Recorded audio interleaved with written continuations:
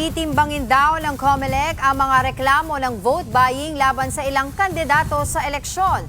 Yan daw ay para matiyak na hindi lang ito basta gawa-gawa lamang para manira. Para sa detalye, magbabalita live si Mon Gualvez. Mon, anong aktibidad dyan sa COMELEC ngayon?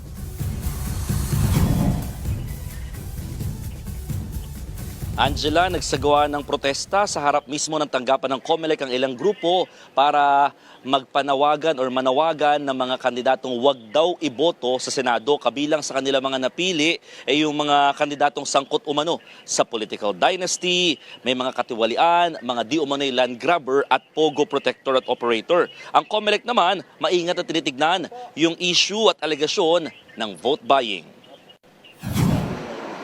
Nakukulangan pa raw ang COMELEC sa nag-viral na larawan sa social media ng umano'y vote buying sa Benguet Province. Kahit kasi may logo at pangalan ng party list group ang pinamimigay ng membership ID na may tig-100 piso, hindi pa rin daw yan sapat.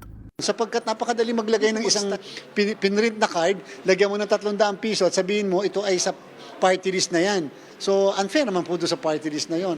Mas matibay daw sana ang reklamo kung may dagdag pang ebidensya gaya ng larawan ng mismong pamimigay ng pera o maghain ng affidavit na sila nga ay nakatanggap nito.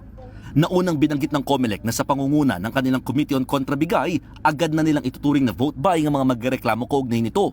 Pero paglilinaw ng poll body, Paano kung gawa-gawa lang yon nung mismo mga kalaban niya para labang palabasin na kunyari namimili siya ng boto? isinabay naman ng COMELEC ang kanilang voter education campaign sa Panagbanga Festival sa Baguio City. Binabantayan nila rito kung may lalampas sa tamang sukat ng campaign poster sa mga pampublikong lugar.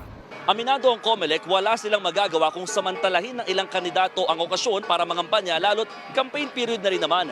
Yan ay kahit nauna nang ipinagbawal ng organizers at ng Baguio City LGU yung mga tinatawag na e-politiko dito sa pagdiriwang. Isa sa sumakay sa float ang online personality at fourth nominee ng vendors party list na si Diwata.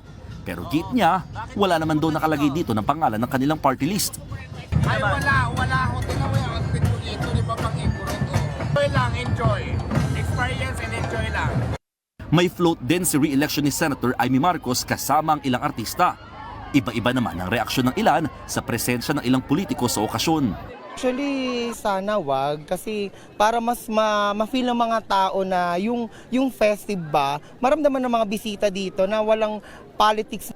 Para makilala sila ng mga hindi pa nakakakilala sa kanila, okay lang naman. Wala naman po sigurong masama.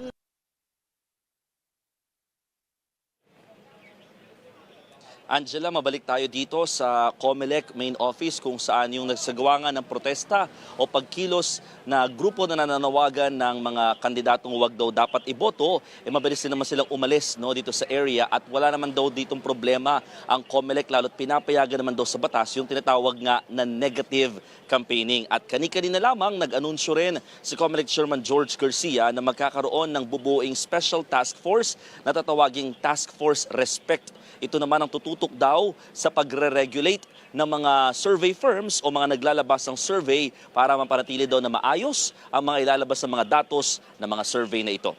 Angela. Maraming salamat, Mon Gualvez.